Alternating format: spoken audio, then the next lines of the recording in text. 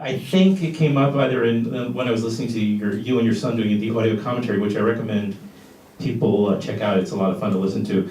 But that you started to come up with this film, the idea, the story, and started writing it when you were shooting Barton Fink for the Coen Brothers? Yeah. Is that true? I actually typed out the first page, not that it goes into song, but I typed out a bunch of ideas in the first page while they were, when they would film me, I would be typing things. And then years later, they had a deal somewhere, and they knew I had written this, and they asked to read it, and they liked it. And they said, oh, it sounds like something they would be interested in, because, my whole idea of it really was Charles Bukowski, meets the Honeymooners, with music by James Brown and Bruce Springsteen.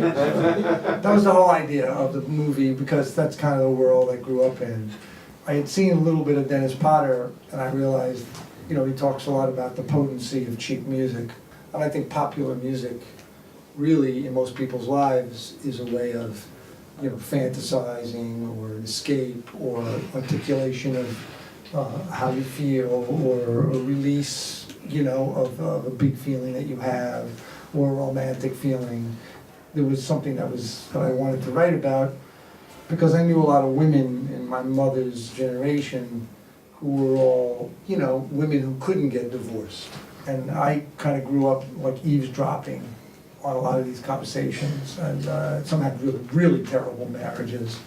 And I just thought there would be, something interesting to explore. And plus, I grew up in a very musical household, and I just stumbled into the guy going into the song. I didn't initially think that was going to happen, and then I thought, oh, this is exactly what people do when they turn on the radio. When I worked on the movie, I had a lot of real firemen, in the fire sequence, and they kind of read the first 10 pages of the script, and I told them it, and they were all like, oh yeah, we understand, this is, like what we do, this is our life, and so I thought it would be interesting to show like the tribe of women, and then, and all these guys who are very crude, but at the same time, there's a humanity there. For 10 years, I collected material on it, and my mom actually helped me a lot. And then I took, like lyrics and poems, and I just thought, wouldn't it be interesting, at least to try, like, to take lyrics from songs and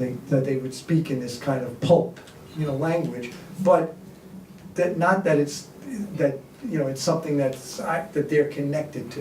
When you hear certain singers, those are people who help articulate people's states of being. And so it just kind of took on a life of its own, and then when I wrote it, I didn't know who would do it, and then I wrote to Bruce Springsteen, and I thought maybe he would play a part or something, because he writes about steel workers, and he was really terrified that I asked him to act in something, but he liked the idea of it, and then he sort of came on board.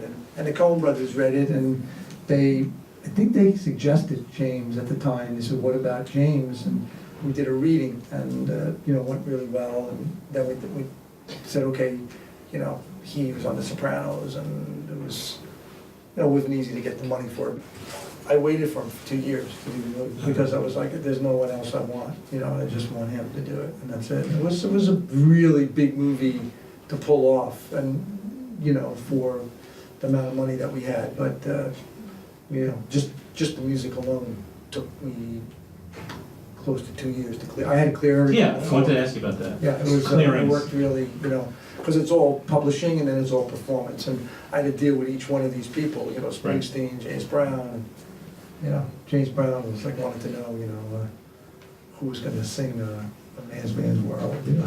Well, actually, we cut that number out. We had a number in there. There was more numbers that a couple times we cut things out. But there were a lot of people I listened to it and I didn't use. Like, for example, writing the movie, I listened to Etta James all the time. It was like, to me, the movie is like an your muse in a way. Yeah, and so, but then I couldn't figure out what song to use of hers. It wasn't all my favorite songs, so I just thought things that were appropriate, to the scene or whatever. A lot of the acting scenes, there's no music, there's no score. Right. So when they talk, there's no music in the directions, and I preferred it that way. I thought of it as starting out as a big number, as like a big orchestra number, and it ends a cappella. That was always the idea. Wow, yeah. And it ends a cappella because, you know, I have recordings of people, my parents, you know, they pass away, and it's much more vibrant than watching an 8mm film. Or even watching them on video talking. It is not, has nowhere near the same power of hearing somebody's voice without the picture. Oh, without it. Without the picture. There's no, the ear is, I think Robert Bresson says this, is much truer than the eye. The thing about also the musical form is that it's not only it's like a heightened emotional experience. So it kind of heightens all that, but the songs in themselves and the fact that you have people singing over them is, in a way, it's like an homage. Well, a lot of times when you have actors in musicals, when they try to sing, I mean, even though they pre-recorded, they're not really singers. So they're really not that expressive. They haven't spent their whole lives singing. So I thought, you know, even if they can sing really well, I still want to have it predominantly the singer who's singing for you, when you can sing along with it. Right. You know what I mean? Yeah. The house is in Long Island? It's right by Is that Queens? Airport. I mean, we recreated a lot of things, like all the wallpaper and all that stuff is all recreated from the 50s, you know, because they used to have these Japanese murals they would put in houses. They would have wallpaper that would have scenes of Europe. You know, you never went anywhere. It was too expensive, but you could see the planes taken off. So that was the whole idea. You know, I never took a plane. And now I've traveled all over the world, but I never took a plane until I was 23. So, yeah, I used to watch planes go up, and that was it, you know, and, you know, it's a different world. How did you film the shots on the bridge? Those we were on, Yeah. and then we built a fake beam, but we actually were on the Waynesburg Bridge. And Steve was very good with I see. heights, because Steve used to be a fireman, so he had no problem with it. So we were up pretty high. Yeah? We were really. On a but then fake we were beam, on- but not as high as you might. But then, you know, we would have a beam that, so we'd have, you know, support underneath, yeah. How much were you involved in the selecting? Did you go to, like, obviously you had casting agents? Yeah, Well, no, I mean, I knew what I wanted. Like Steve's role, lots of people wanted to play it, but then it wouldn't have been funny. You know, and Steve can say whatever, he can say the crudest thing, and it's, you know, he's hysterical. So I started shooting a movie without him because he was doing something else, and then he heard about it and he said, "Is the part still open?" I said, "Yeah, we're waiting for you." You know what I mean? And then he, you know, he had a ball when he came on. I only regret that I didn't have Elaine earlier because I would have given her a bigger role because she squeezed everything out of it, and she's the type of actress. That scene, I think, particularly, is a pretty fantastic scene. It is. But she can juggle emotionally. She can do three things at once. It's also the depth of her and her skill, and you know, there are people that could really run, like, you know, Kate really, like, she just ran with it, you know, and I wanted Kate all along, and then she got pregnant, and I was really happy about that because Yeah, she became a little more she voluptuous as a was result. she was breastfeeding the whole movie. So. From all your acting experience, Yeah. as a director, can you share a little bit how you work with the actors? Oh, on this film, yeah, I worked really closely. We had rehearsals for a long time because I realized this was going to be, they couldn't bring their professional card to it. It wouldn't work. And I made them start doing these acting exercises, which they were horrified to do. But the idea was that for them to be like they were in their own bedrooms and bathrooms, even in their movement and stuff. And I guess, you know, I had to get them to the point where they wouldn't be self-conscious. And so the more unconscious I could get them to be, the more vulgar, the more uninhibited, the more, you know, free in any shape or way. That's what I was going for. But in order to do that, you have to work with them, and it can't be result-oriented at all. At all. How did you decide which scenes would be the song and which scenes would be the straight Just acting? whatever I felt like, you know, would needed it. It was, you know, sometimes I had too many songs. I took some out before we started shooting.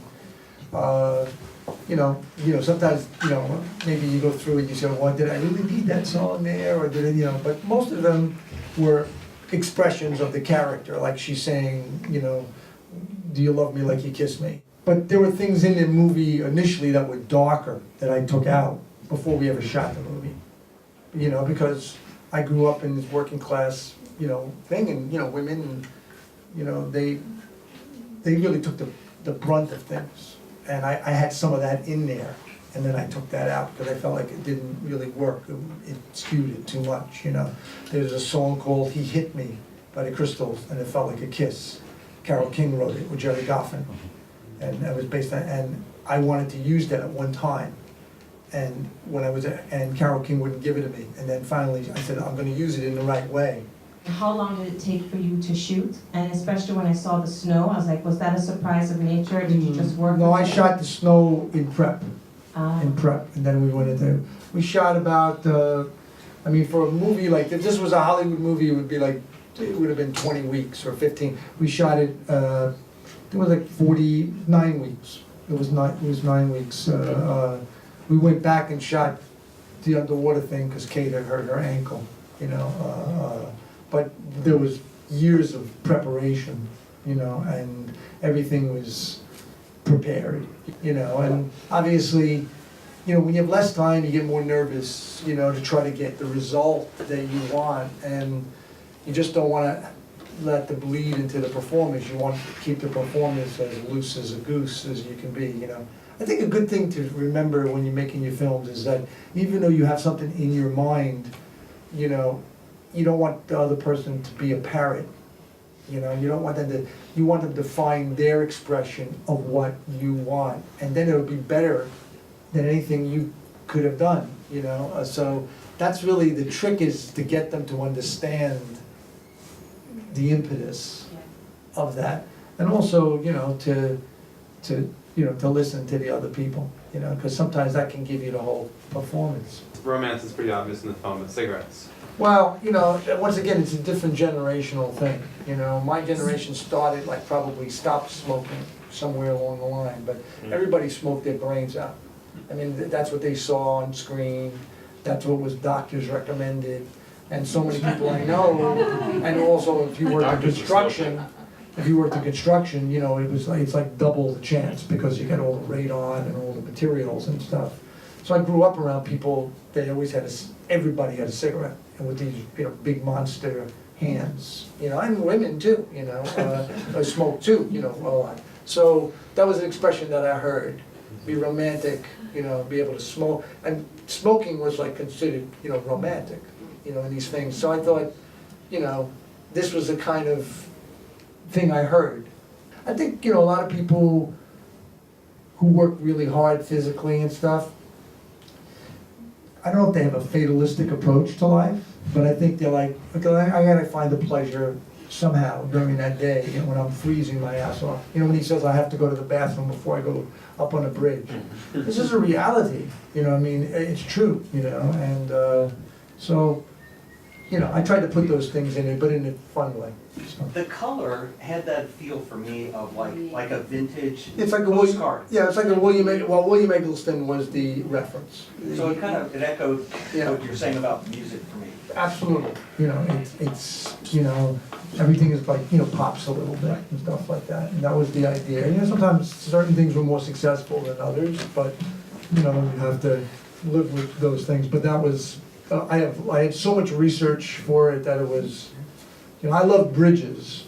I'd love to make a movie about building a bridge, but of course they'd rather blow things up. It's always aliens coming to invade the world, but I got to do some bridge stuff and work with those guys on the bridges and watch them climb, and that was exciting. There aren't that many films that actually really explore the imagination, the world of the working class, and the imagination of the working class. Everybody is the lead in their own life. Everybody has the same desires and things, whatever you are. And I think that it's kind of, besides All in the Family, or The Honeymooners or something like that, there aren't real explorations of that. In this country in particular, in European cinema, you see more of it. You'd be surprised at people that the talents that you run into, in that world. And so I have a lot of, affection for that world. I do. Thank you very much.